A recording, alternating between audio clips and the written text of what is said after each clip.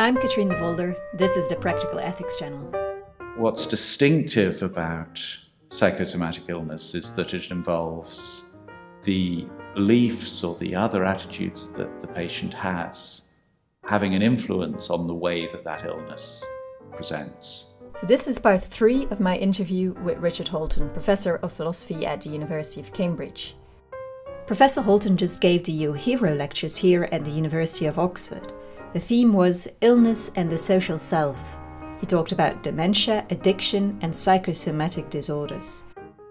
This video focuses on psychosomatic illness. Dementia and addiction are addressed in separate videos on the Practical Ethics channel. Okay, so finally I would like to ask a few questions about psychosomatic disorders. Right. People claiming to suffer from chronic Lyme disease or chronic fatigue syndrome often become very angry when doctors say their disorder is psychosomatic. Yeah. They feel their condition is not being taken seriously because it's all in the mind.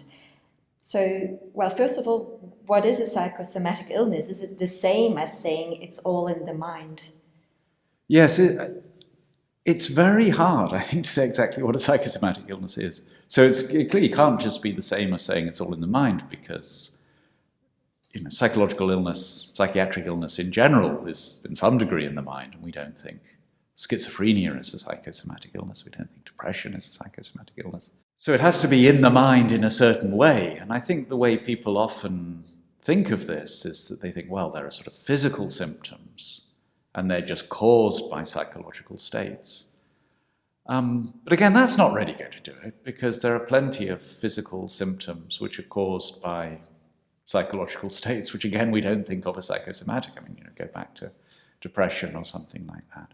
So the way I tend to think of it is that what's distinctive about psychosomatic illness is that it involves the beliefs or the other attitudes that the patient has having an influence on the way that that illness presents, so that the symptoms are partly or maybe entirely influenced or constituted as a result of the beliefs of the other attitudes that you might have. Once you think of it that way, though, I think the clear division between what you might sort of intuitively think of as psychosomatic illness and a whole host of other conditions starts to get blurred. So, if I've got a bad back, and as a result of having a bad back, I start to worry about moving in certain ways, and I think, well, that's going to be bad for it, so I don't move. And my back gets worse as a result of that. Well, that's a case where my beliefs have had an impact on the way the symptoms present. Well, is that psychosomatic? I actually think that probably many of the things that we do think of as psychosomatic illnesses are no more psychosomatic and no more mysterious than that. And that what we should really be thinking is that there's a continuum of cases where, one's attitudes towards it, one's beliefs and other attitudes, have an impact on the way it presents. So does this mean that people who stop believing that they have this illness suddenly no longer have the illness? Obviously not. I mean, this is one of the reasons I think that people are often very reluctant. I mean, you spoke about cases where people are very reluctant to think there might be a psychosomatic component to the illness that they have. And I think part of the reason why they're reluctant is that they think, well, as I entertain that hypothesis, I don't start feeling better. And if I just change my mind, I don't feel better.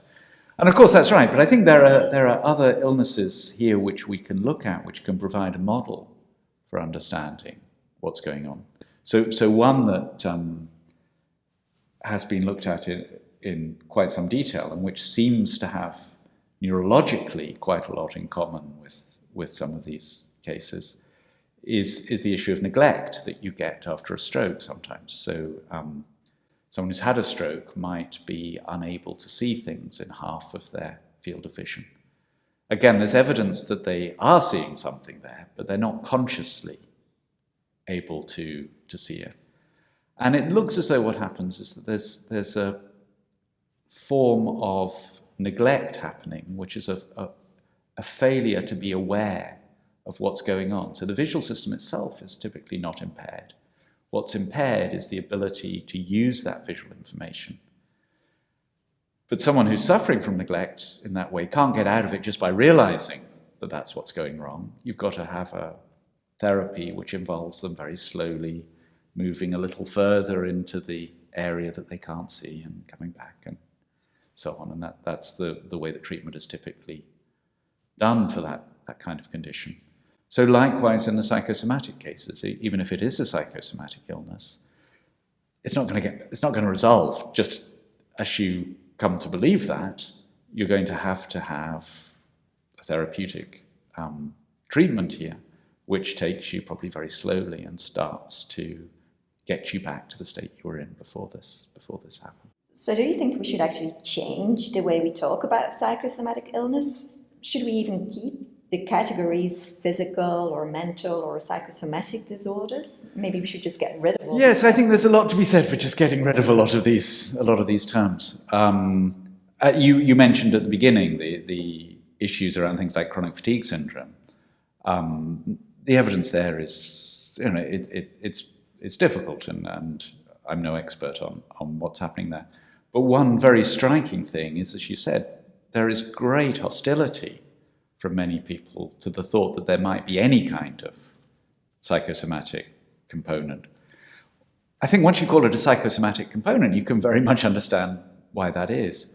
But in so many illnesses, we know that there's an interaction between the attitudes the person has and whatever it is that's happening to them. So, for instance, if you have type 2 diabetes, your outcome is partly a function of just what's happening in your bloodstream, but it's also a function of very many other things, the ways you behave, the ways you think about this. So I think it's unfortunate in a way that we've got this very polarized view, and I think partly that the very category of psychosomatic is part of what's doing the problem there. If you think of this as so disconnected from other things, then there's a stigma attached. It looks awful.